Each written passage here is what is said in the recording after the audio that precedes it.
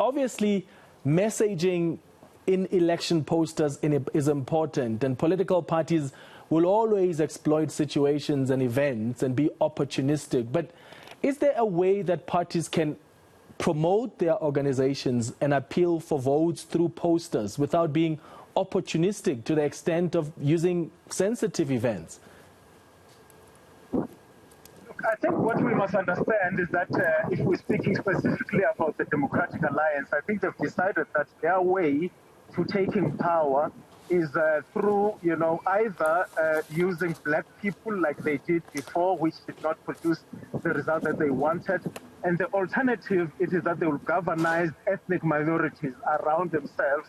And then that would give them a ticket to lead any coalition government that may arise. And I think it must be seen in that context that the DA has decided that they're going to use the main issue as what they are going to be campaigning on, particularly in Phoenix. Because when you talk about Phoenix, it really it brings back memories of the people who died there.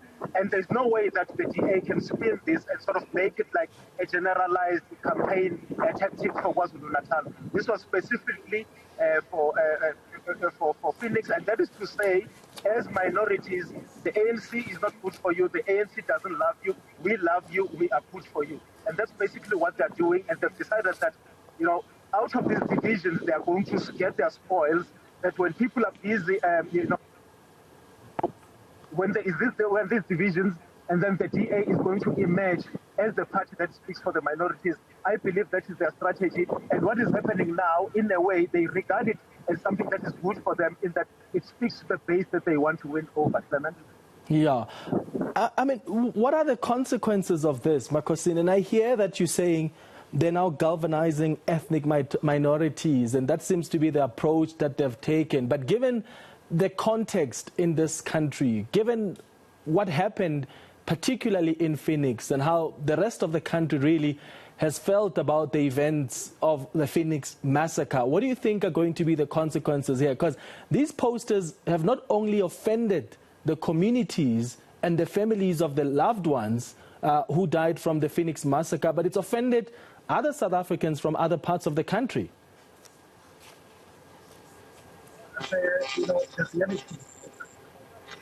Mainly a black country, and being mainly a black country, also working class, and the people who would be offended and the people who would have suffered what happened in Phoenix. So the majority of the people of South Africa would be on the side of the people that died during that massacre and not on the side of the Democratic Alliance.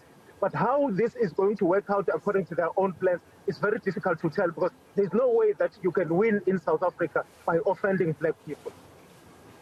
Yeah, I want to ask you about what you think is going to happen then to people like the DA's mayoral candidate, Dr. Mpho Phalatse, who has actually just come out this afternoon against her own party. She believes that the party has scored an own goal by putting up these controversial campaign posters in Phoenix. In fact, she believes that they must be taken down. I was joking with a friend earlier saying, oh, here's the next one that may be targeted. Do you think she'll still have a future, having gone out publicly to disagree with the party when other party leaders like John Steenhuisen, Dean McPherson have come out in defense of those posters? We just have to look, we're getting into the realm of speculation, obviously, but we just have to look at the track record of the DA. Musi Maimane is out of the DA. The gentleman who's campaigning to be mayor of Johannesburg, Herman Mashaba, is out of the DA. And many other black leaders, when they stand up against the DA. So it seems, if we are to look at the track record of the DA, that she's not going to be there for a very long time. But I think it's going to be difficult for the DA to sustain this campaign. I think at some point they will have to, give in and give in to the public pressure that is being put on them. Because this is not good for them. It may be good for their base and them connecting with their base. But it's bad in that right now, you and I are not talking about their manifesto. We are not talking about what they are promising the people of South Africa. We are talking about this matter, which is very dangerous for them, which is very divisive.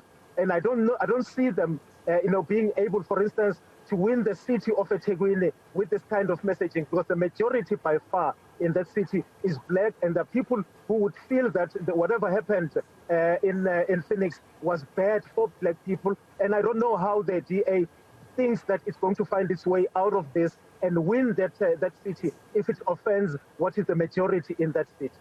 What do you say to people, Makhosini, who argue, well, this is just politics, it's ruthless like that? Politicians are opportunistic. We've seen the ANC being opportunistic. We've seen the EFF make some reckless statements as well, and this is just what it is. That's the name of the game. Well, the name of the game is to win people over and influence them and win them over to you. It is not to offend them. You don't win people over by offending them. You don't win elections by offending the majority. That's why I think it's a very short-sighted strategy. I don't know what their plan is, seeing that they seem to be dumping their black leaders who were trying to, penetrate, help the DA penetrate the black market in South Africa. But when they are going around like this, it just simply means that they are offending black people in the main. And I don't know how they think that they are going to win. I don't know how they think that they are going to justify this, even to their own supporters, because there would be supporters who are black within the DA, there would be supporters who are white, Indian, colored, who wouldn't like this kind of, racial division. And I don't know how really the DA aims to succeed with this. And it seems that they have decided that this is the hill they are going to die on, because the leader of the DA should have tried to wait this matter out and see what is happening. But for him to have come out and strongly support this really divisive and racially, polarizing messaging, it just simply means that the problem is right at the top in the DA, not just on the ground in Durban or in Phoenix.